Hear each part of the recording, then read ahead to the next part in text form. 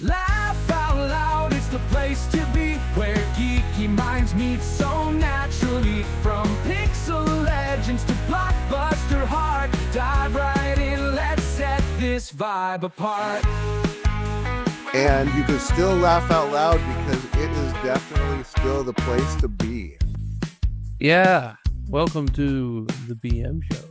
The BM. You got to give it that sexy mystery feel. The BM show. Welcome to the BM show. See, I don't know if you were doing constipation or the Macho Man right there. It's the Macho Man constipated. Yeah. Yeah. Oh yeah. Oh. So Macho Man, what do you think about the BM show? The BM show. Oh. Yeah.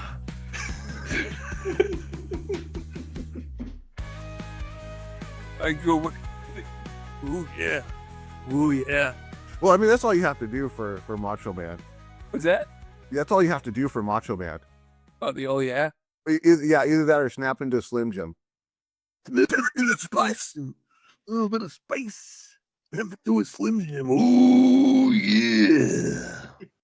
It hurts my throat to do that. All right. No more Macho Man. So we got an interesting show tonight. We've got Ben doing stuff that he didn't probably want to. We are going to talk about, of course, the free stuff that's going on and some cheap stuff that's going on. And there's something else that I want to discuss. And of course, that would be, if I can remember how to share screens, because I'm not doing too good. Let's talk Beanie, because you all know that this is my favorite group. I'm not even gonna sugarcoat that. I mean, at this point, really. But no, they're better than was it the Maid one from Japan? They have taken over banding. Okay. But there's something that's happening right now that it doesn't seem to get a lot of talk. Now, we do know that, I believe it was around Valentine's Day or so, they came out with their new video, Blink Twice. Last time we talked about the album that was released on the 28th.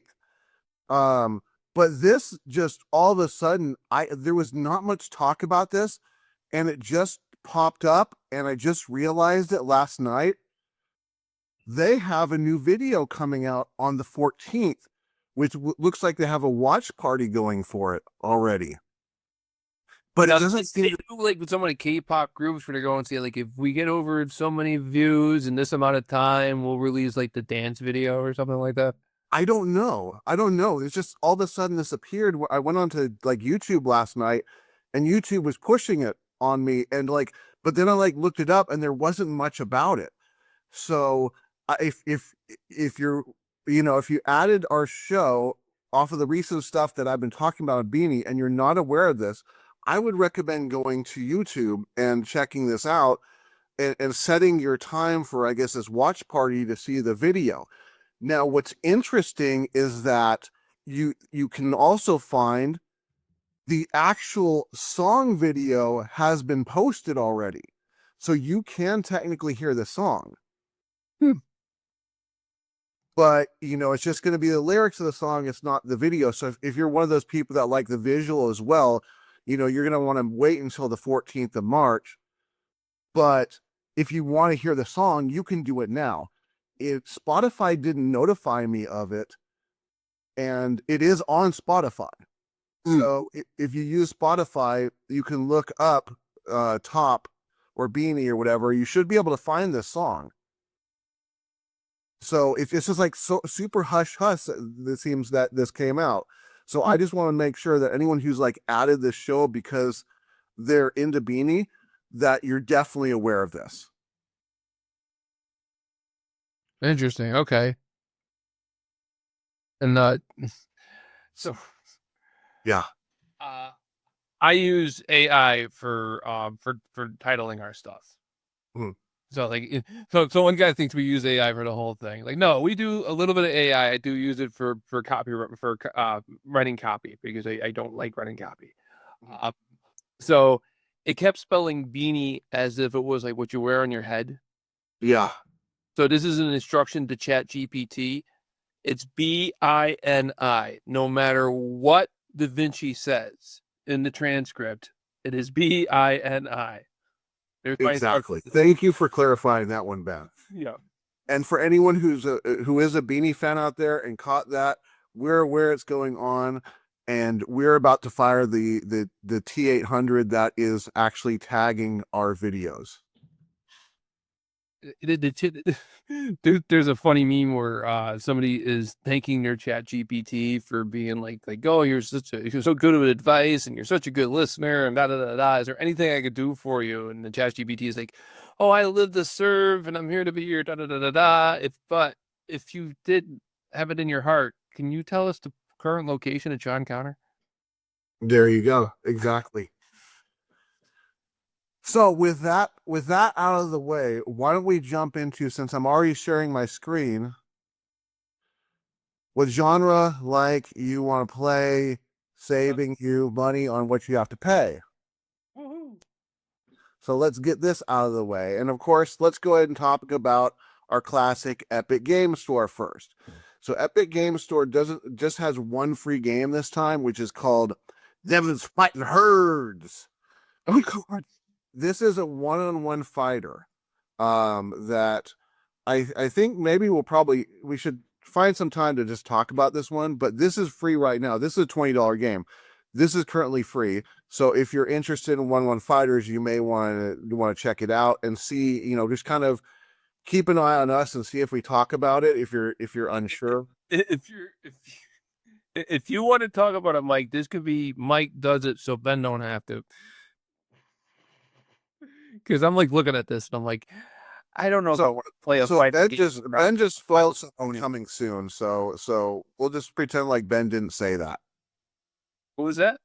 Ben, we're gonna pretend Ben didn't just say that. Okay. So that's free right now on Epic Games.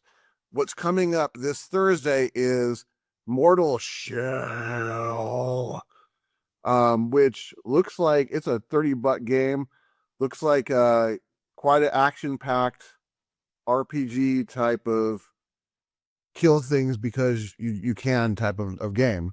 So if this is kind of your style, go for it. Just give it till Thursday and you'll get it at $0 rather than $30. And that's a pretty good deal.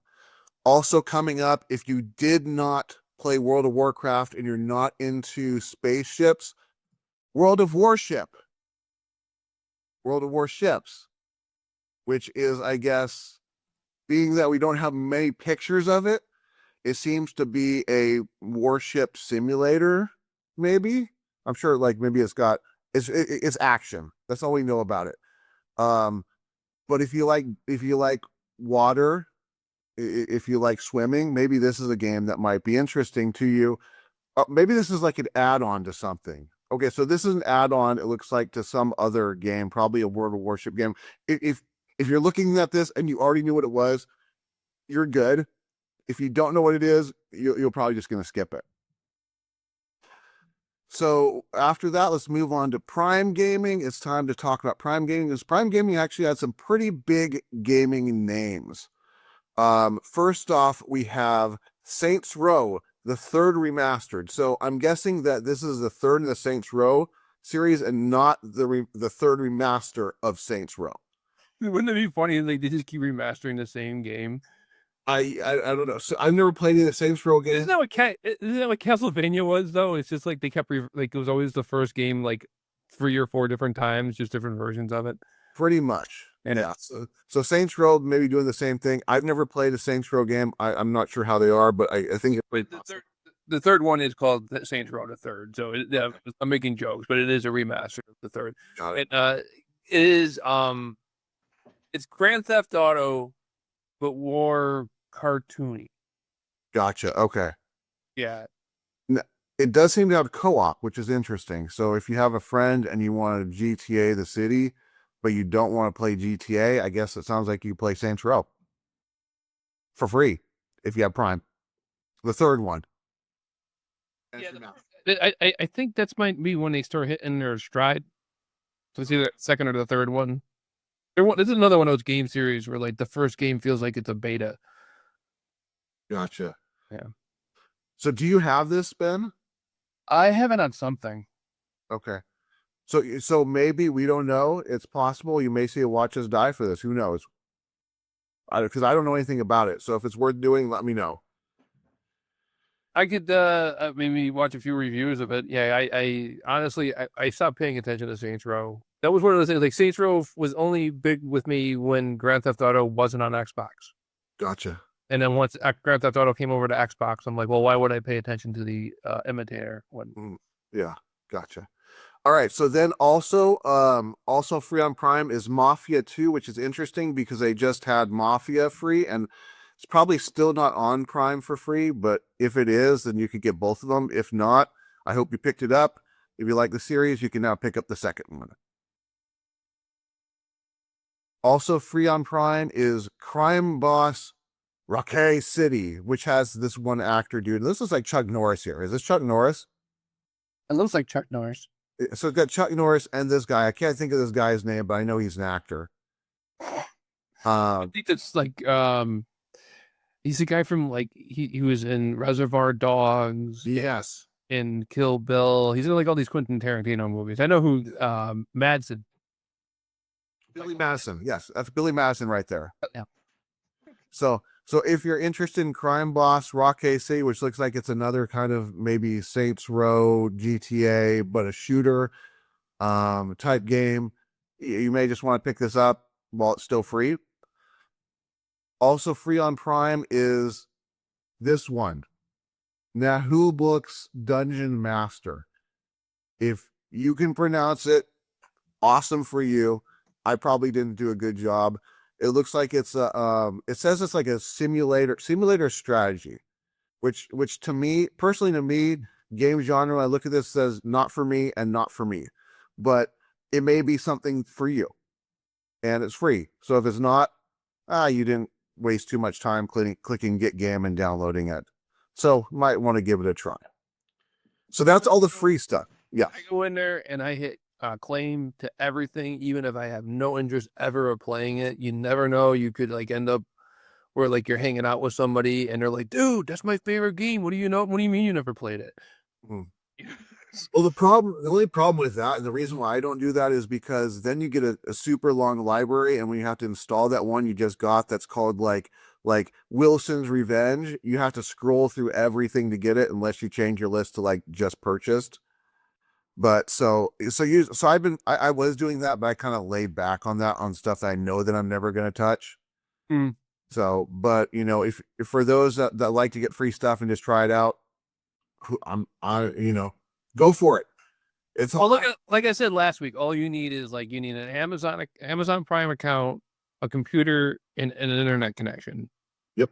And you can play for free. You can play like a pretty decent amount of games. Absolutely, and it's always adding. They're always adding to it. Always adding. Yeah. So that covers all the free stuff. Now let's talk about the stuff that you can get for pretty cheap.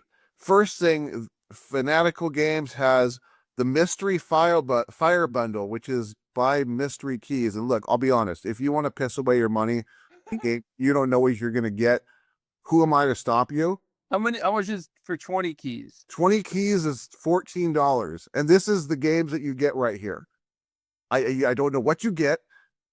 I don't think it tells you what you get. It says it has AAA game packs to find. Plus 100 Kingdom Come Deliverance 2 gold keys to be found, whatever those do. If you want to get 10, it's going to be $7.50. If you want to get one, it's just $1. So, but if you're a gambler, then this is your thing. Then again, if you're a gambler, you're probably going to get everything in here and be able to come back next episode and tell me what's in here. But why bet on this when you can go and bet on sports? How are they going to take your house this way? True, very true. And you could hide this from your significant other probably a little bit better. Yeah. So there you go. If that's your thing, if you like to just press buttons with your eyes closed, Mystery Fire Bundle is made for you. Who knows? You might get the big game. Yeah, exactly. Or you might get 20 games you already have. It's like when we went to the cave and I bought the mystery bag of DVDs, and I actually was happy because I got War Games, but like the other 2 titles, I'm like, I don't care about these. All right. Also on Fanatical is the Platinum Collection, which is 3 games for $9.99. Which I'm gonna tell you right now, there's this one that's $70 right here. So if you see anything in this list that you recognize and maybe had on your list to get, I think the only way you're gonna lose money is if you buy looks like Ever Warder, which is $8.99. And then 2 throwaway games. That's the only chance you're going to lose any money. Everything else is $9.99 and up. So if you see one game on here that's not Everwarder, you can't really lose. Also on Fanatical, there is the Build Your Own Creature Chronicles, which is 3 games for $5, $4.95 to be exact. Animal Shelter Simulator? What the Yes. F is that? I'm sorry. I don't know if that's something I would want to have as a simulator. Well, you can also get the Pets Hotel. I mean, what's next? Orphanage Simulator? You know, I actually got this Koromon free. I think that was on Prime Gaming recently. It's like I think it was like a Pokemon simulator, which I'm not a big Pokemon fan, so I didn't get much time on it. Mike, that's going to be my new development company. It's going to be called Depressing Games, and we're going to have Orphanage Simulator, and we're going to have, where's that place that people go before they die? Not a hospital, but it's like work. Work simulator too. Yeah, well, that's too.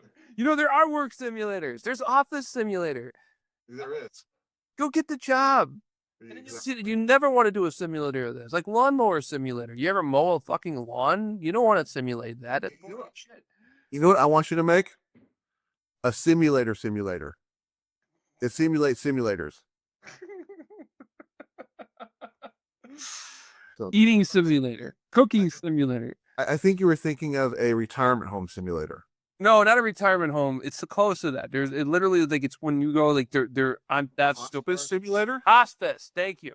A hospice simulator. That's bad. Well, I'm just saying an animal shelter simulator. I'm like, come on, really? You're gonna do one for an animal shelter? Maybe animal hospital, maybe, but not animal shelter. It's depressing. Yeah, I hope it's not like, do you want to euthanize the dog now or in 5 minutes? Exactly. That's the thing I'm thinking about. It's like, what if that's like the game is you have to find adopters for all these animals before the time runs out and they have to be taken care of. And I'm sure that it probably has like that full motion video with the depressing do do do do do do, and you just see the door and the door like opens up. It's the music from When You Get Fired in Baseball Stars on NES. I don't know if you ever heard that. I'll try to find it. Yeah, I know it. All right, so that's everything free and cheap this week. So go out there and start getting some games. Game on. Game on. And so that ends that segment. I think we have something exciting coming up. A batch of exciting things coming up. So if you're ready, Ben. Are you talking about what's happening in future episodes? Are we billboarding? No, I'm talking about your tasks. Oh, well, first we're going to do a review Cauldron, and it's going to be a movie review of a brand new movie that literally came out this weekend. Okay, so here we go. Ben's review Cauldron, and he's here to brew reviews from games and movies that are poo-poo. Some are still good. Nah, they all suck. No, in this case, actually, yes and no. It has to do with the fact. Okay, well, let's do the bibbity boo here. I gotta find it. Okay.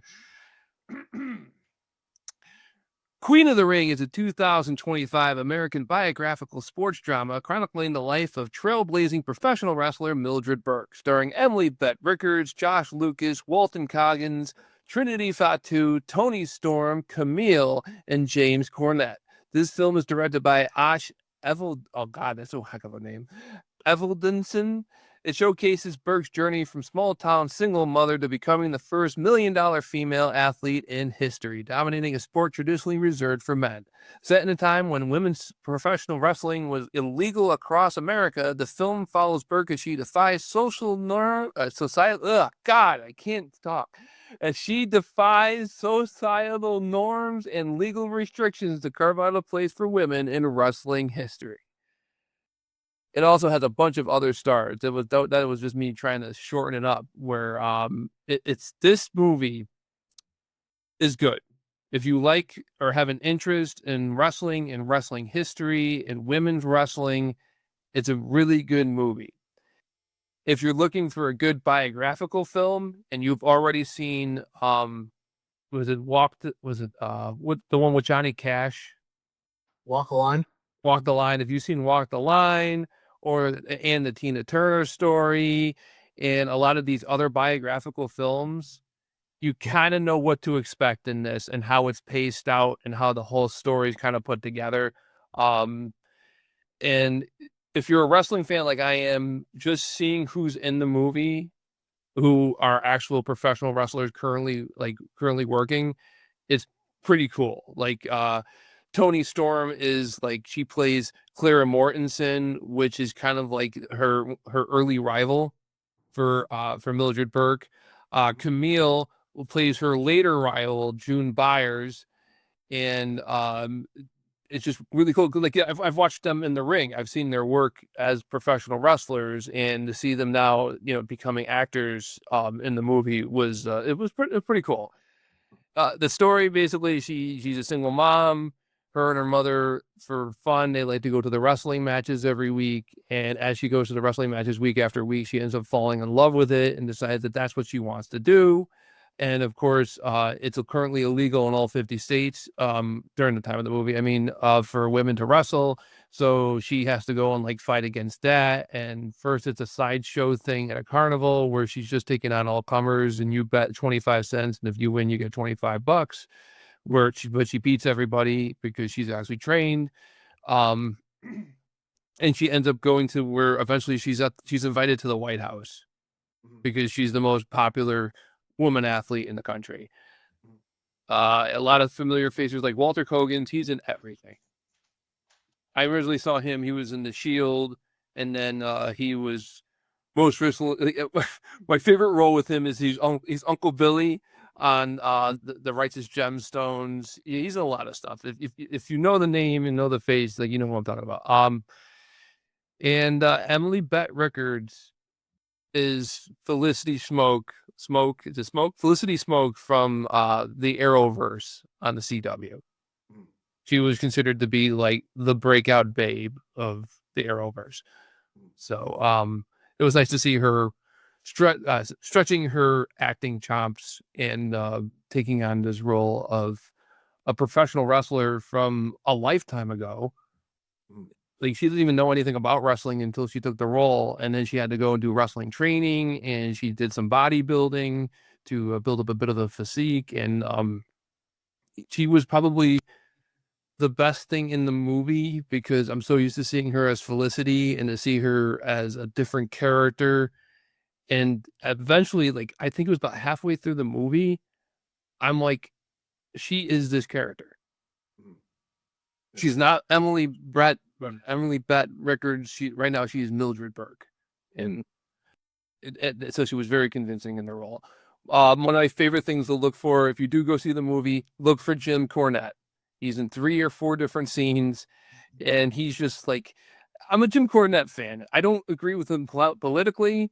I know me and him, we can never be friends because of rules that he set up, saying that he does not want to be friends with conservative Christians, and I am a conservative Christian, but I don't listen to him because I want to hear his views on politics or religion. I want to hear his views on wrestling. That's like when I go to my mechanic. I don't want to hear my mechanic's views. I mean, I'll ask him because I do know some of his views, but I'm not really to hear, I wouldn't, take his word on the Bible over my pastor, but I might take his word on my transmission over my pastors. Yeah. Understood. Yeah. So, just like I said, if you're a wrestling fan and you watch this movie, it's almost like, who can you find who's in this movie? And there's a lot of female wrestlers that I didn't even talk about who are like, there's 3 or 4 other ones that are in there who are really good. Some of the actresses and the actors that they've gotten like were also, I thought the cast was really well put together. I don't recognize anybody other than the people I've mentioned, really. Not even Josh Lucas. I don't really recognize him either. So like it's basically Emily, like Emily and Walton and the wrestlers are the only people in the whole thing that I recognize. So I have a question for you then on this. There was a wrestling movie that came out a few years back with, I don't remember the character's name. I think it was Payne or something. It was the biography of how she came into wrestling. Do you remember? Do you know who I'm talking about? Do you remember that one? Is this the one where it's Fighting with My Family? I think so. Because her and her brother. She's British. Yes. Okay, yeah, it's Fighting with My Family. That's really good too. How do these two compare overall?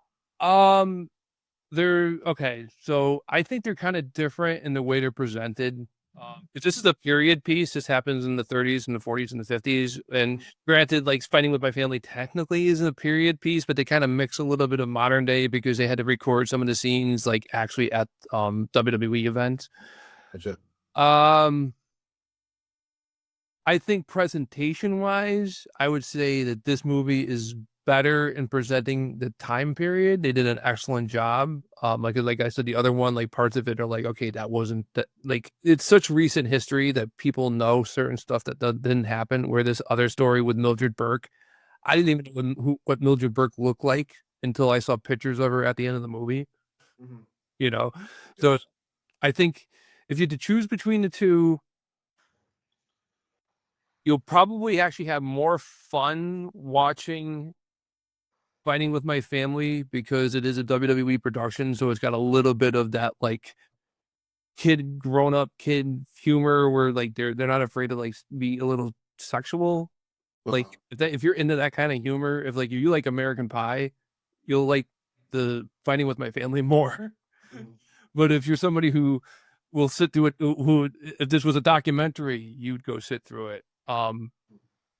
This is I think the movie Queen of the Ring was a better movie. Gotcha. Okay. It depends on your taste because the other one's more lighthearted. There's a one part where like the girl, I'm talking about Fighting with Your Family now. Where they're teaching them how to do promos, and this girl, she runs out of breath, but at the wrong time, and she goes, "I'm gonna blow you away," and he goes like, "Maybe not take the breath in the middle of that." Yeah. So there's certain funny parts and there's heartwarming moments, but there's heartwarming moments in both of them. There's some, I think they kind of overwash if she's like, they go kind of off. They could spend more time on certain things in the Mildred Burke story than they cover. And I think a lot of it might be just because, well, the movie itself is already 2 hours and 12 minutes. So it's already too long. So I understand why they cut stuff out, but I bet you out there's probably a 4-hour cut of this movie. Because there's stuff they kind of just touch on, but they could show more of. Like she ends up marrying this guy and he's a real bastard, right? Mm-hmm. But he's really good to her kid. Mm-hmm. And they show that a little bit, but maybe they could show him, like maybe they go fishing or something, like something where they're actually having quality father-son bonding time. Mm-hmm. That instead of just every once in a while, hey, I bought you a car. Happy sweet 16, kid. Like that's like one of the things that they show. They show him buying a car for him. Well, he already bought the car, but he throws him the keys. Let's see here.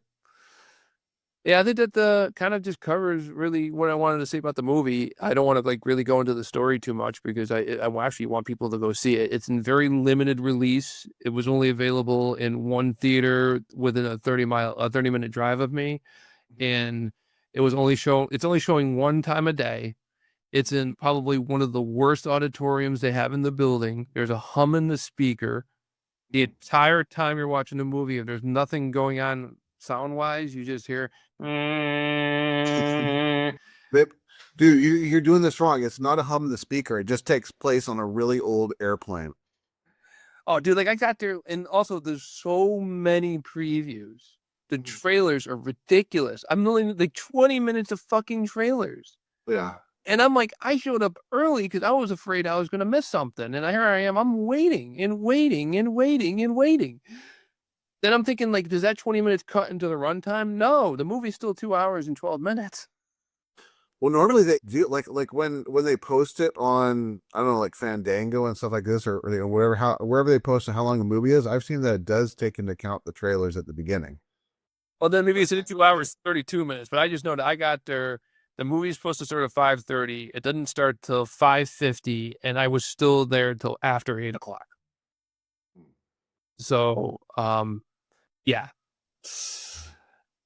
Yeah. So it's, but that's like, that's my complaint about the movie theater, really. It's like, why do I got to sit there and watch all these movies? And then there's commercials. Like everything has commercials nowadays. It's like, you used to pay extra for something so you don't get commercials. Now you just get less. Yeah. Exactly. That was my review. Like I said, I do recommend the movie if you have an interest in the history of wrestling. Also, if you just have an interest in, like, this is a woman overcoming adversity story. They really emphasize the fact that she's a single mom. Like, even though she's married through a good chunk of the film to a guy who treats her kid well, she's still considered to be a single mom according to the scriptwriter. Yeah. And that's like, it's also gives you the idea of what the road was like for wrestling, because the road didn't change much for decades, where it's just you and somebody else in the car, and either you become the best of friends or you end up hating each other, or in her case, you end up kind of falling in love with your husband's son. And you know what, actually, that you mentioned that makes me go back to, it was Fighting with the Family, right?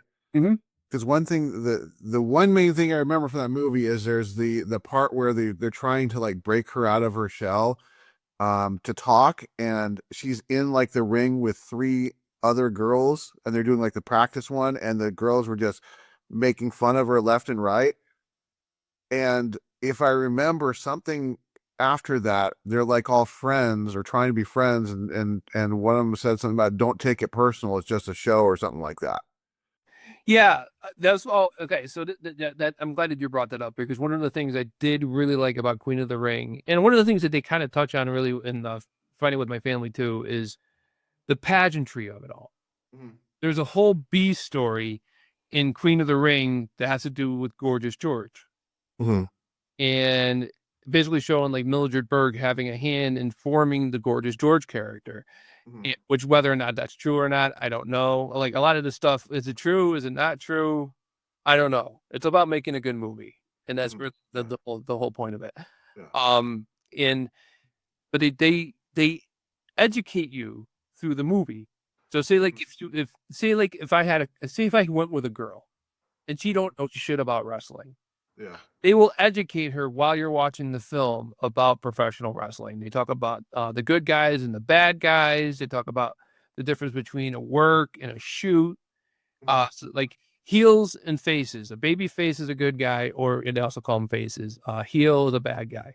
You have a shoot means that it's real. This is a real fight, and a work means that it's a fake fight. Or if when I say fight, it could be like a physical fight or a fight of words. So they and a lot of stuff in the early industry of professional wrestling, most of the matches were shoot fights, but you get these shoot fights that last for a couple hours, and people are bored and they go home, and they don't come back next week to watch it again. So they started doing work.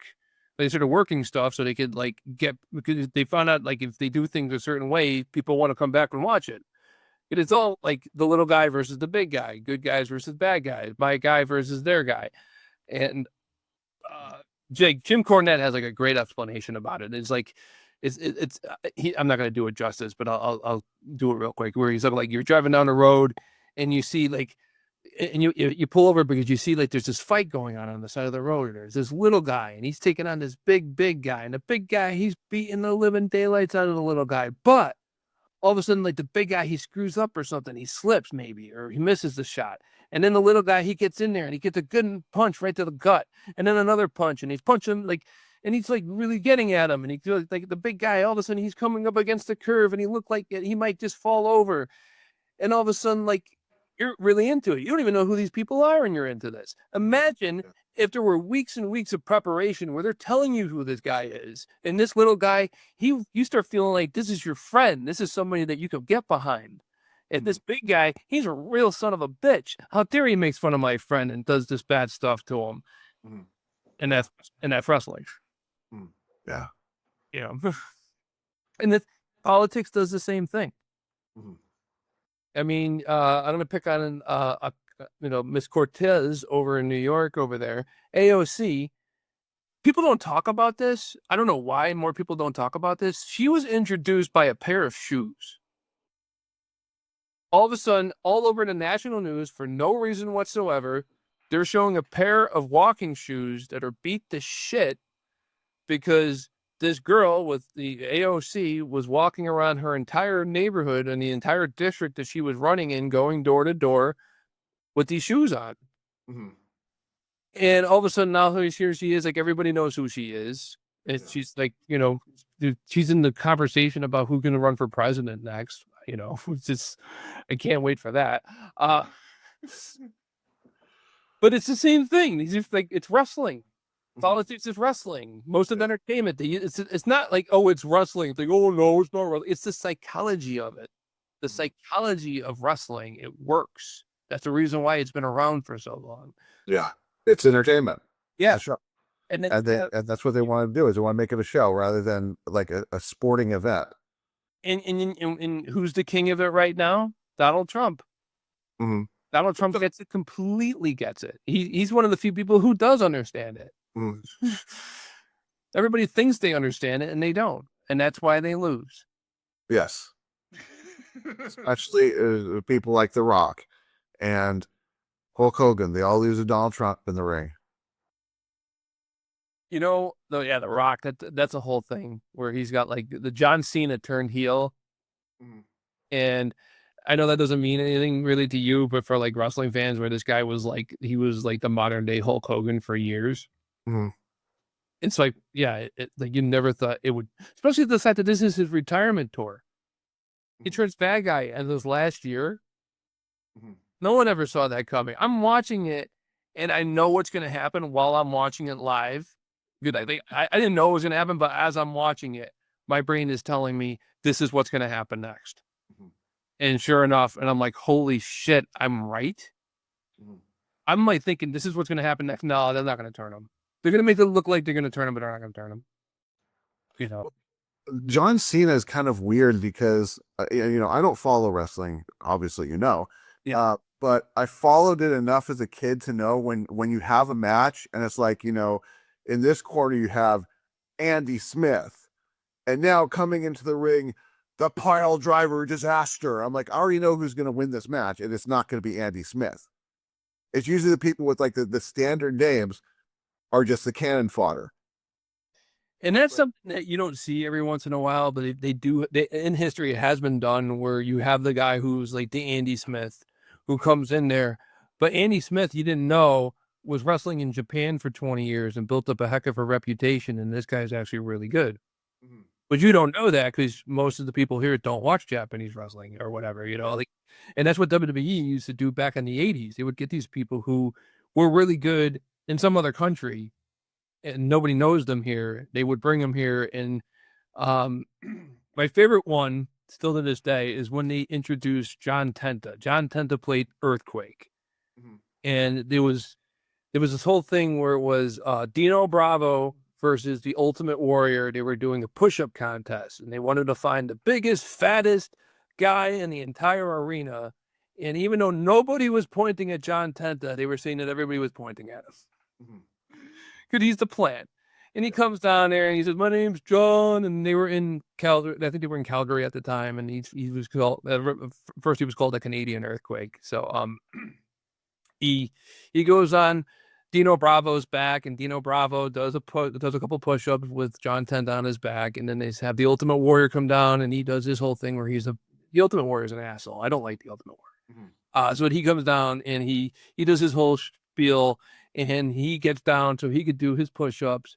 And as he's about to do his push-ups, John Tenta jumps up in the air and lands on the back of the Ultimate Warrior, causing injury to him, right? Yeah. And to me, that is still to this day was probably one of the best introductions I've ever seen of a wrestler, because I had no idea who the hell John Tenta was. John Tenta was a sumo wrestler from Japan who was a championship sumo wrestler. He was top of the line. And he decided that he was going to retire from sumo wrestling and become a professional wrestler, because that's what a lot of people do. That they retire from the thing that actually can get hurt and go to the thing where he probably won't get hurt. So I do want to point out, before somebody corrects us, when we were talking about Andy Smith wrestling in Japan for 20 years, we weren't talking about Andy Smith. We were talking about Andy Smithu. Yes, he's supposed to. But that's enough about wrestling. We've covered this enough. I got something else we got to talk about too. So that means we're going to the next segment.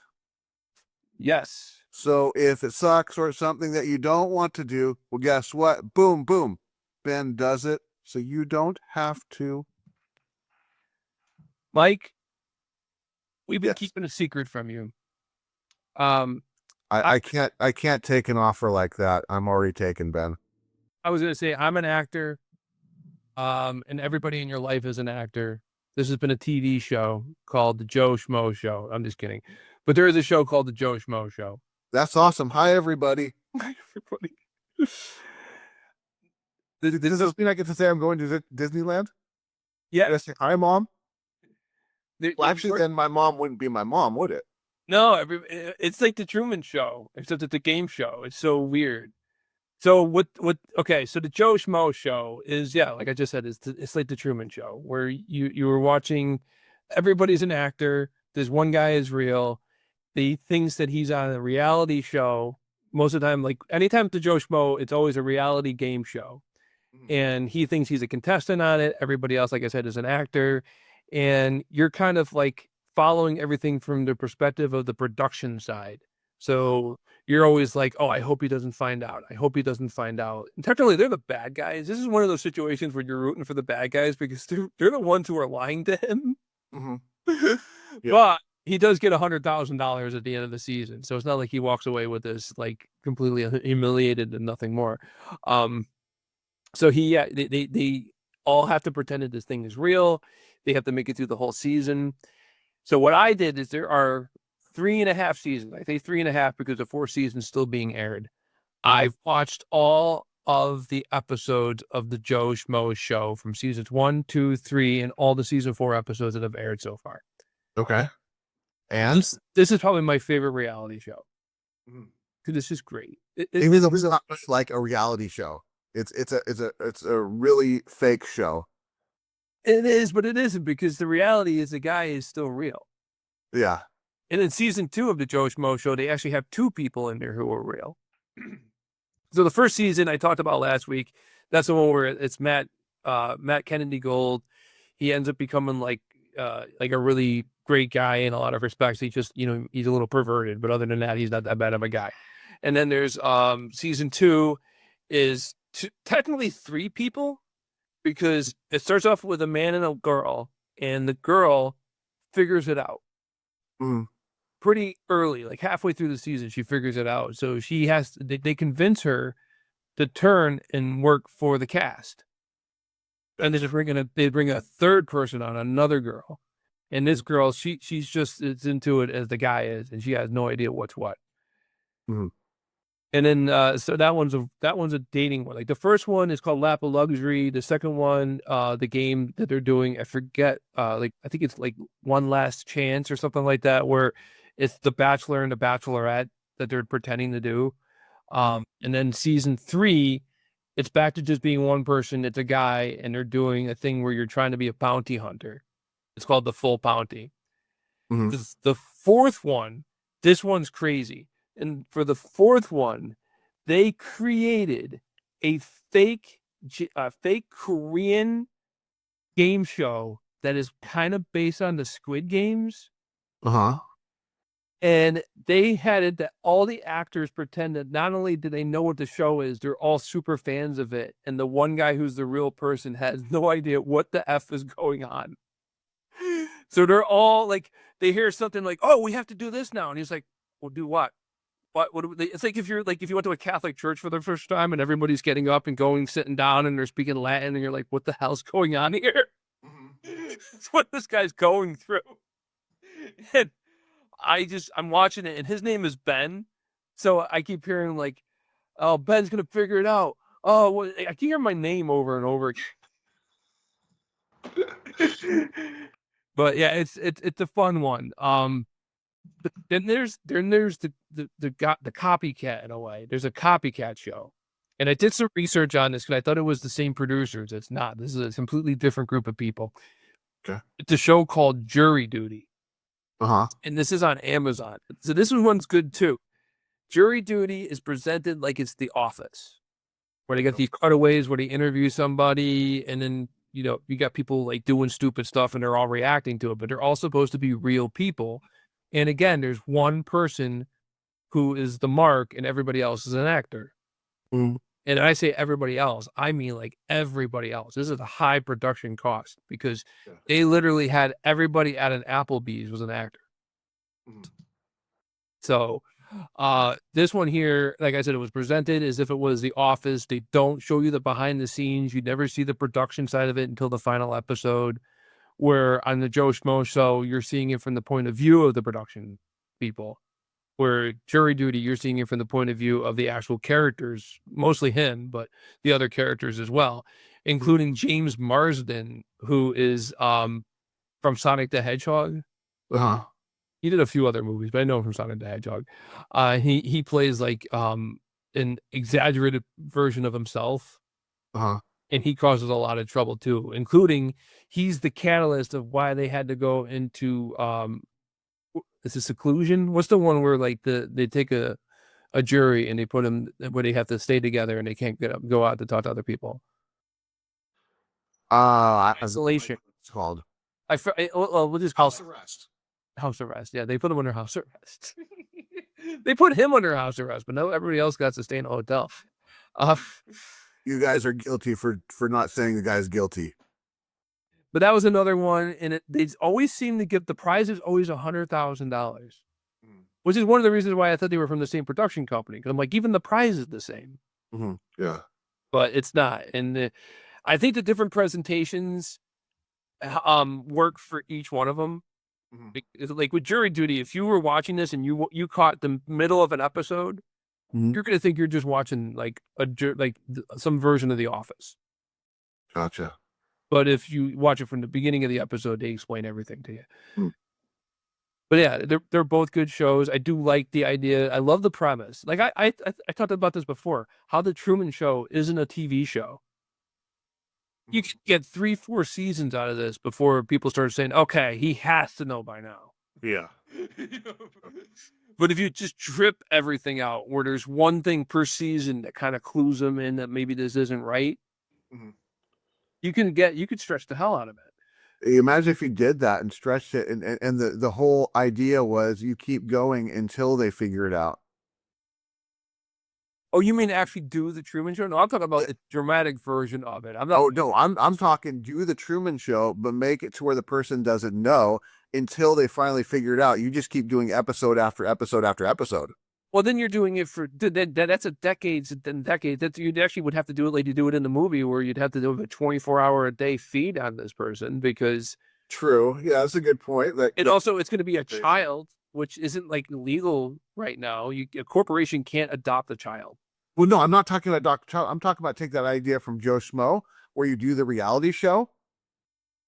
And you could technically set an end date to it, like a year with these people, but it's not going to work, and here's why. When the Truman Show movie, Truman Burbank was, as a child, was sheltered from what the real world was.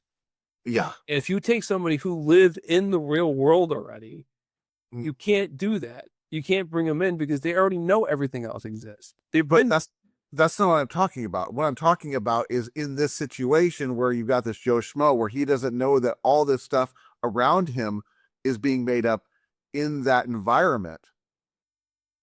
But of course, he knows about the real world. But they have it set as probably a certain amount of episodes for the season. What if you were to do that where you say, okay, we're going to do this reality show where you take like the real world show where you put people together in a house.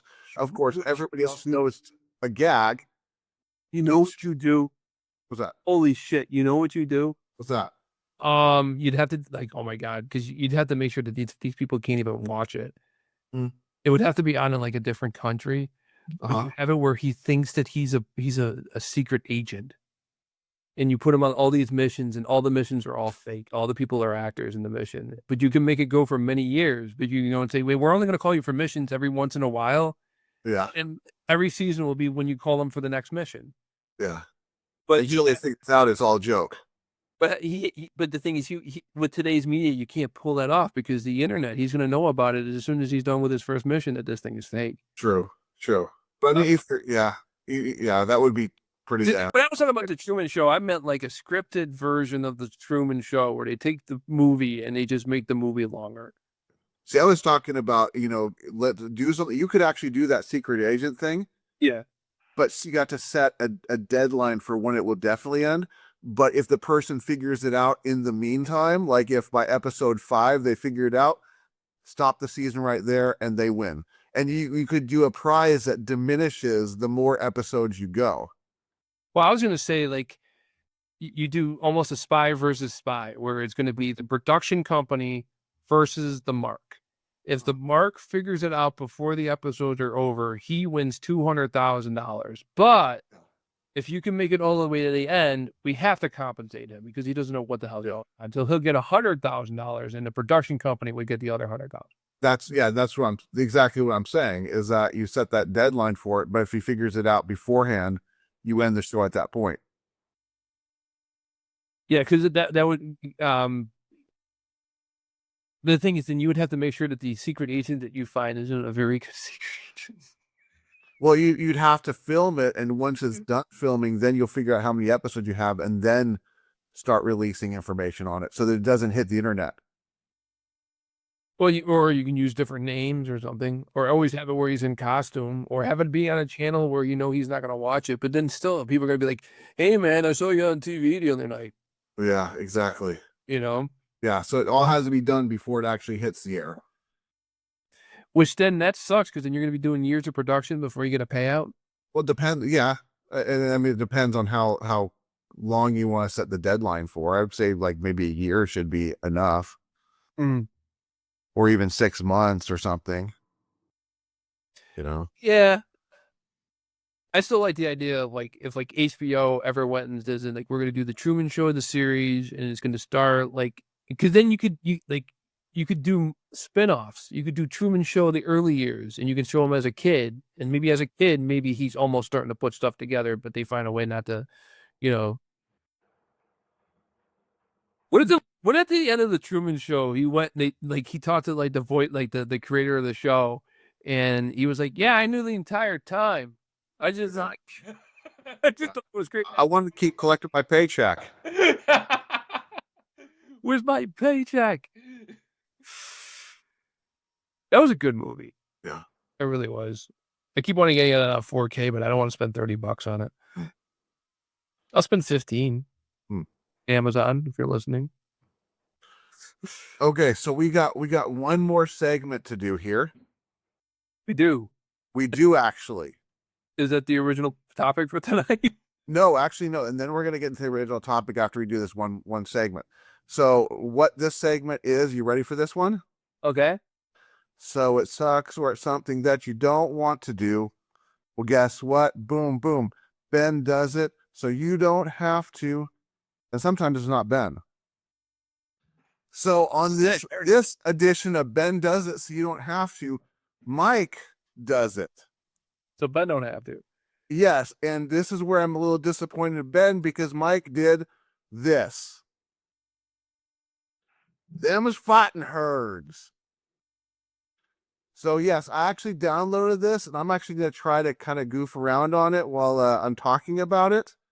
So my brain's probably going to be in spaz mode doing this, but I picked this up, and you're going to see I have everyone unlocked. I'm gonna talk about that because really you Everybody unlocked. How long have you been playing this?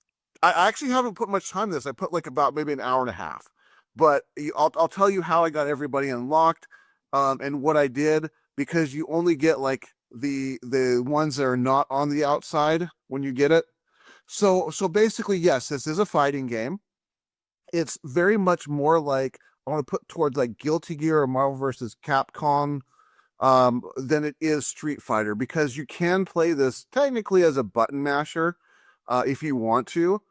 But you can also play it with combo. So I'm going to try to play while I'm doing this, and this is not going to be easy, but yeah, so you can kind of get an idea on how this plays. So if this is the kind of fighter that you're looking for, then this is definitely one to pick up, because I have a feeling it's a good one. It's actually surprised me. So you kind of get the idea. And usually it's $20, but on Epic it's free right now.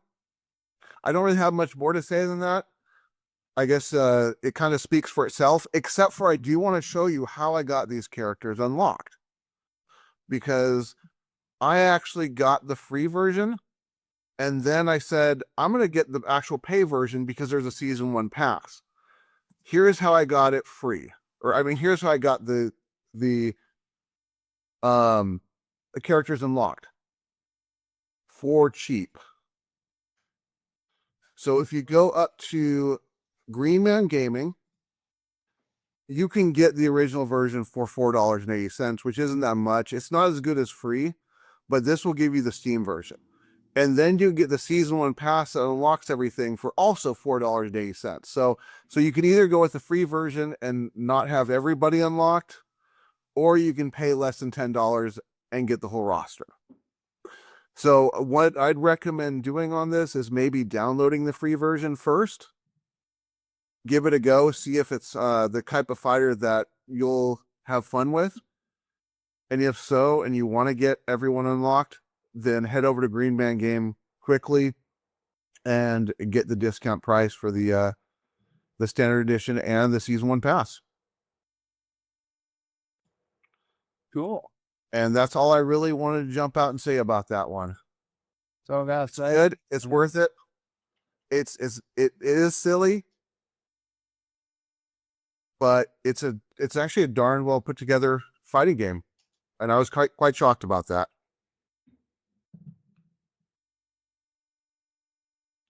There's an update to Epic Games Launcher. I just downloaded all the I just claimed all the Amazon games, and now I'm over at the Epic Game Store. Seeing what I could pull from there. The enhanced version of Grand Theft Auto 5, they did an enhanced version. It's like I've never seen a game that's been resold like so many times. Final Fantasy 1. All right, yeah, 'cause it's so many times. It's like I've never seen so many times where like he's like, oh, it's Grand Theft Auto 5. It's been on like 3 generations of consoles, with all with $60 full releases instead of like, here's the greatest hits collection. It's just been, oh no, we remastered it multiple times.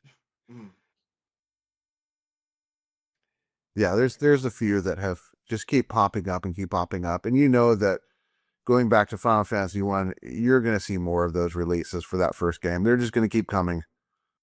Well, it's like Resident Evil 4, but Resident Evil 4 wasn't full price every time it got re-released. Yeah. It's Rockstar's nuts with it. Like,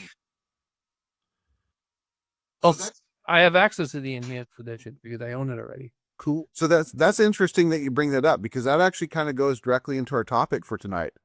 Now I think about it. So you ready for the main topic? Sure. Okay. So tonight's show is called Control-C, Control-V. So this is types of media, music, movies, games, whatever, where it's simply just a copy and paste job.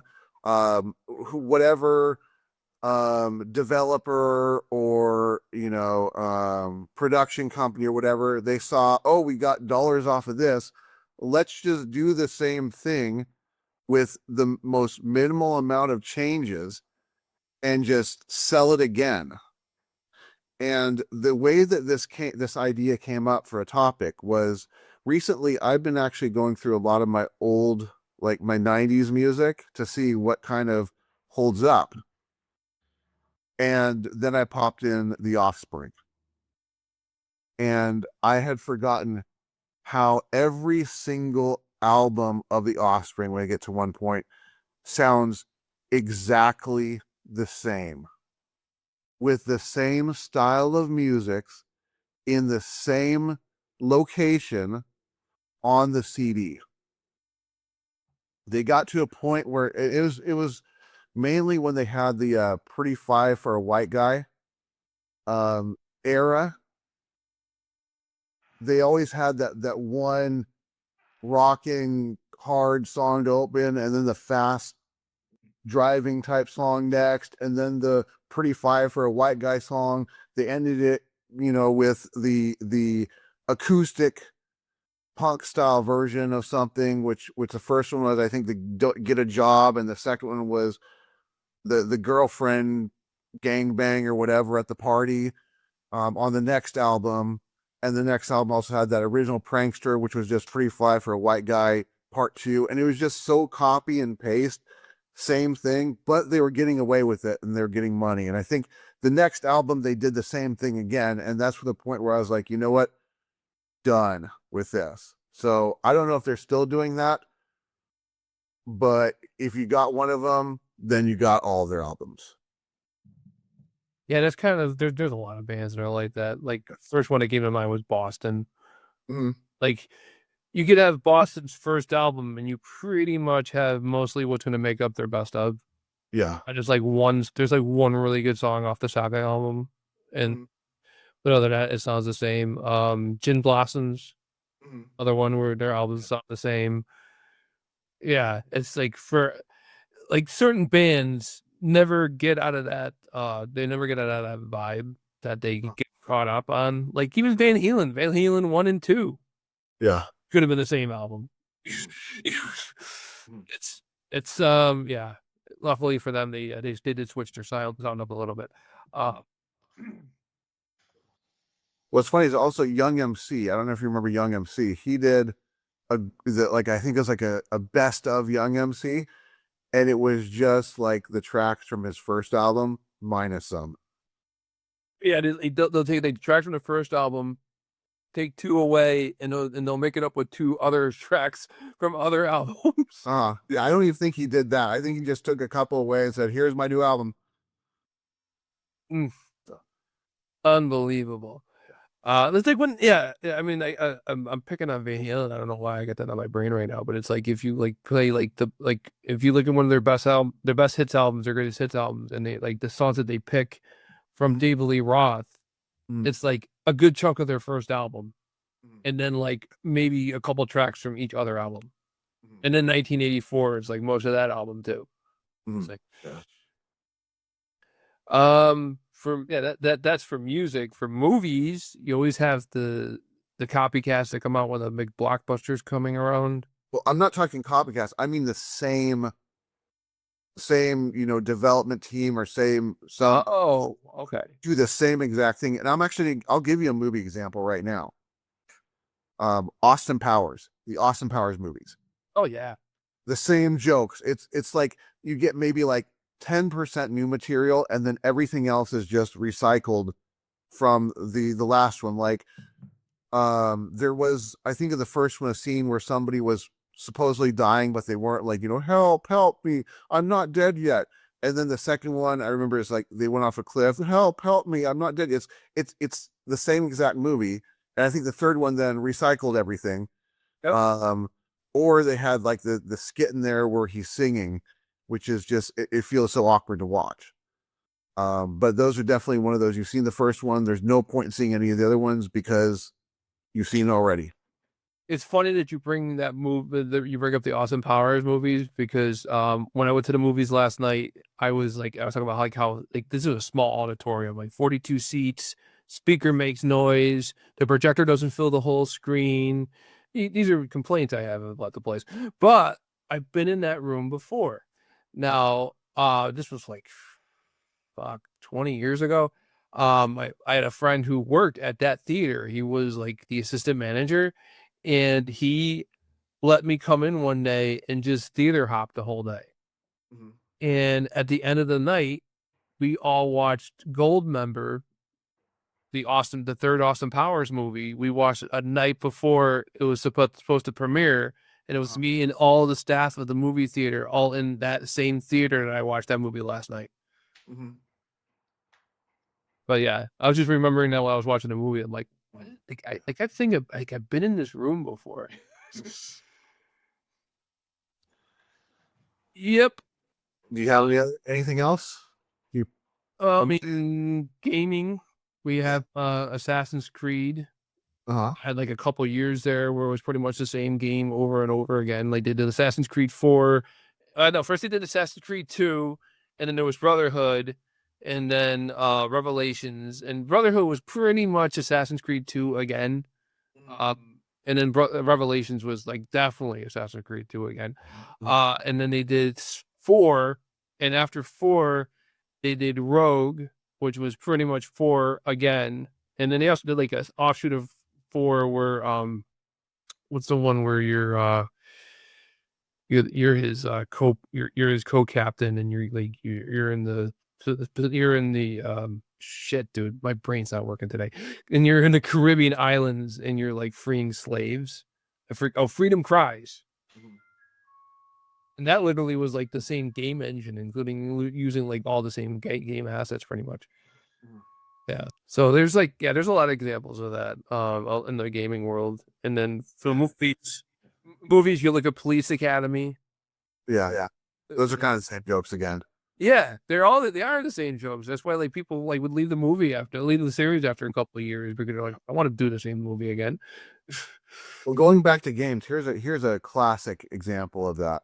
I'm sure you played Nights into Dreams For a minute, but yeah, Christmas Nights. Do you ever play Christmas Nights? I've heard of it. So you said you played Nights into Dreams for a minute. You played Christmas Nights for a minute then, because all they did was just basically take Nights into Dreams and change it to Christmas theme, and then just sent it right back out there. Yeah, it's actually one of the rarest games I heard for Sega Saturn that had like an original copy of that. Because they only made it like I think it was like one Christmas season. That was it. Yeah, but I mean, it's the same game. Like when I say like it's not like it's similar. It's the exact same game. Well, I mean, you got Super Mario Brothers and Super Mario Brothers 2 Japanese version. That's the same game, just different levels. You know, that's the thing is when I'm saying this with Nights into Dreams, I'm not saying it's different levels. It's the same game. Games, the pics, the what things look like, and that's it. Okay, Yeah, I get what you're saying. So this is like Sonic the Hedgehog and Sonic the Hedgehog 2, or Sonic the Hedgehog 2 is just the same game as Sonic the Hedgehog 1. But yeah, it's like if you Sonic the Hedgehog and they like you off, dude. I know what you mean. Let's re-release Sonic the Hedgehog, but put a Santa hat on him, and that's it. Well, they did that with Super Mario Brothers. Super Mario Brothers, they had they came up with some version that was like based off of some radio show in Japan. And all it was just the regular Super Mario Brothers with certain graphics traded out so that they look like the host of the show. Exactly. Or at least you could say like versus Super Mario Brothers. Or versus Super Mario Brothers, another one. Yeah. It's like the versus ones were actually, I think I played that one of the times when I went to go out to see you. I played that in the arcade just to play it. Yeah. I'm like, there's no other reason I want to sit there and play Super Mario Brothers in an arcade. That I can understand because you're playing it through a different platform or different medium. You're playing it arcade, which you can't do at home, whereas you can't play the home game in the arcade, but technically you can because of that. Yeah. But I mean, Nights into Dreams and Christmas Nights are on the same system. Yep. That's the same game. Yeah. It's not like when they did Virtual Fighters and Virtual Fighters Remix, where it was like, no, the remix is them literally just fixing what was wrong with the first one. Mhm. Yeah. And yeah, games do it a lot. Like another one would be Wolfenstein 3D way back in the day when they came out with Spear Destiny. And that's probably why I really stopped playing Wolfenstein 3D, was because Spear Destiny was basically Wolfenstein 3D completely regurgitated.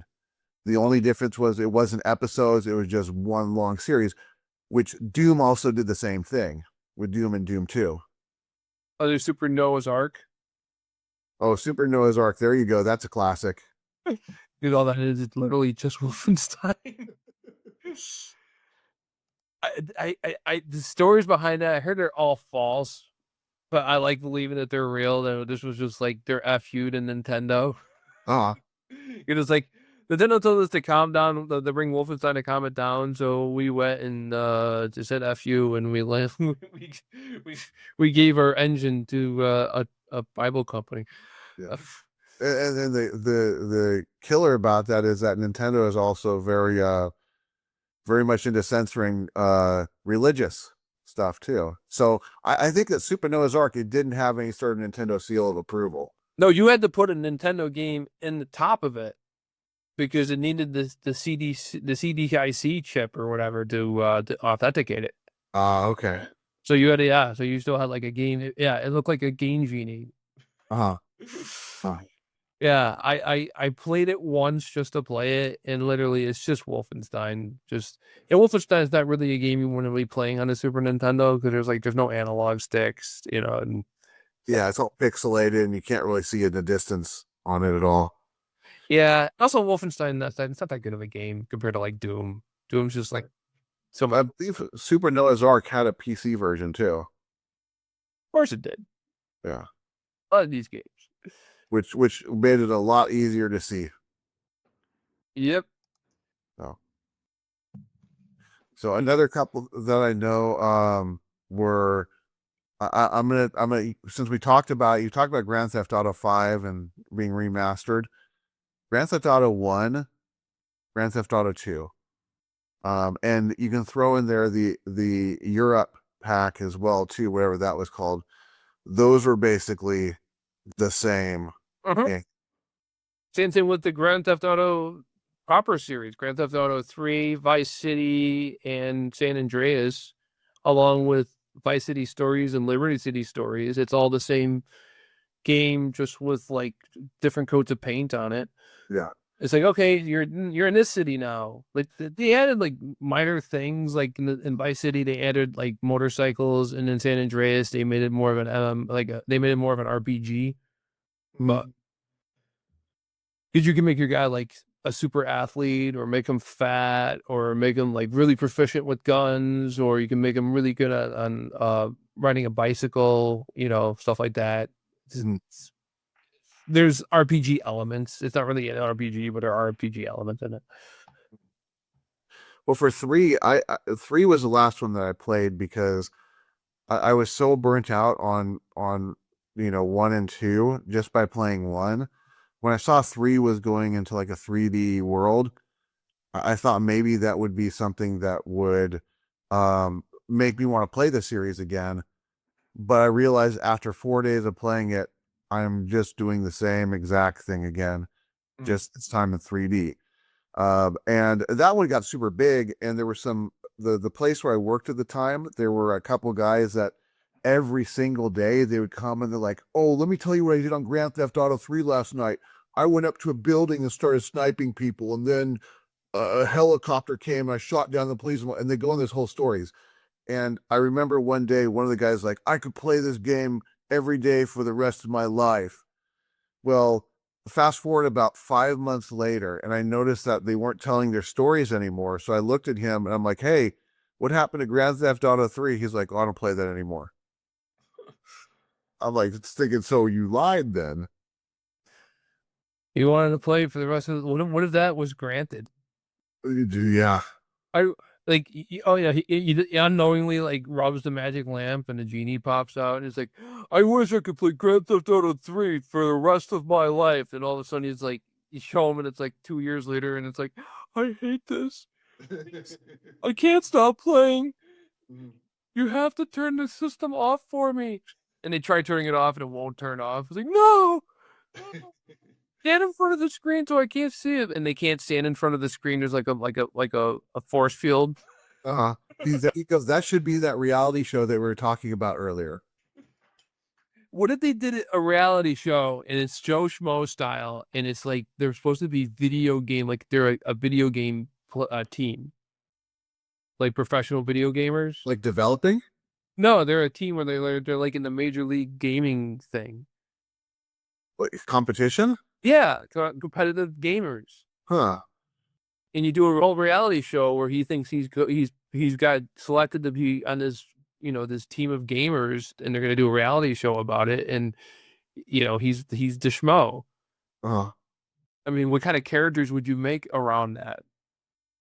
I got it better. I got a better way to do it. Take somebody who is actually in the competitive world right now, who's doing well in the competitive world in a game, say like, let's take Tekken, okay?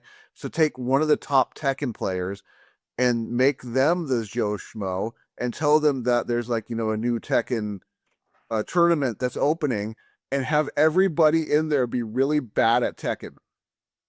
But play it off as like, these are some of the world's best players in Tekken.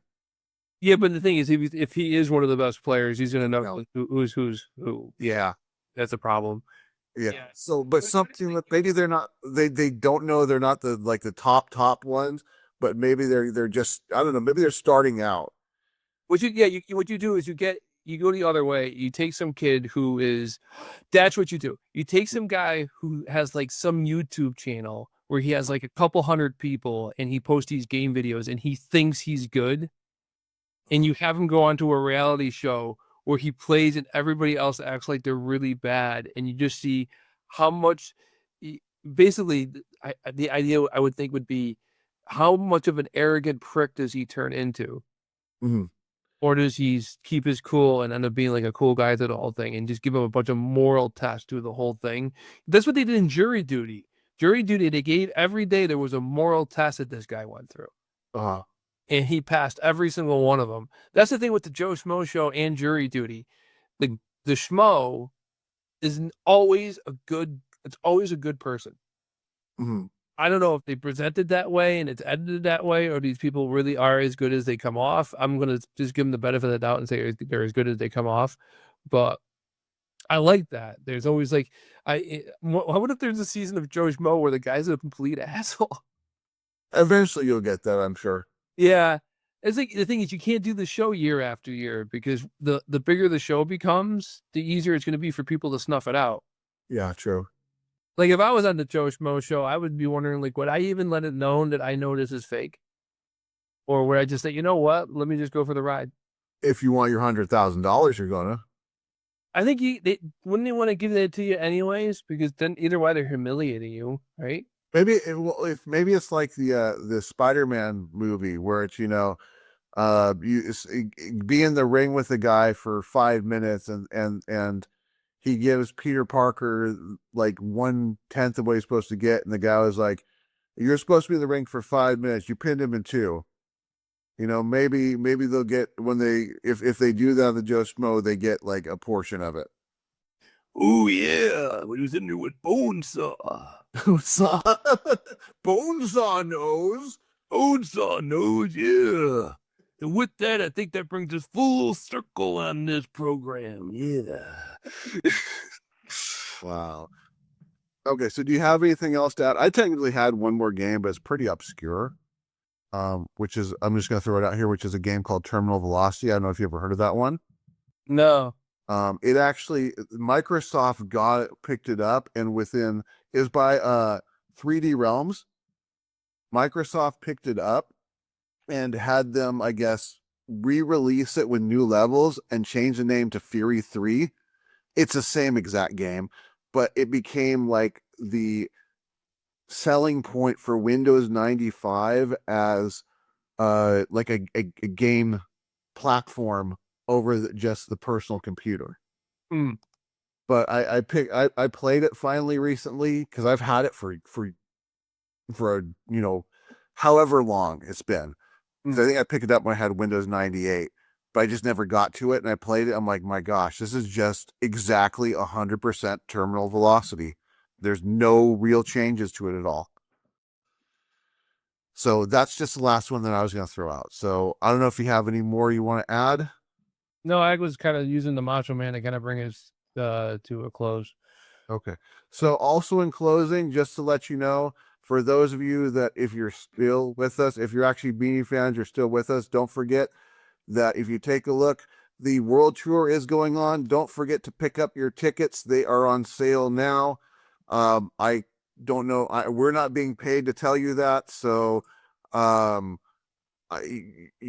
got to figure out where they are. So good luck. And that's how these people make their money now. Like, don't like, you think, oh, I listen to their music on Spotify. It's like, yeah, you don't make much off of Spotify. You'd have to have like the #1 song in the country to make enough for a cup of coffee. So it's. I can go. I can have lunch. Spotify. I could have lunch today. My song's #1. So with that, I think we're at the end of the show. So we're gonna give the last word tonight to the Macho Man. Ooh, yeah.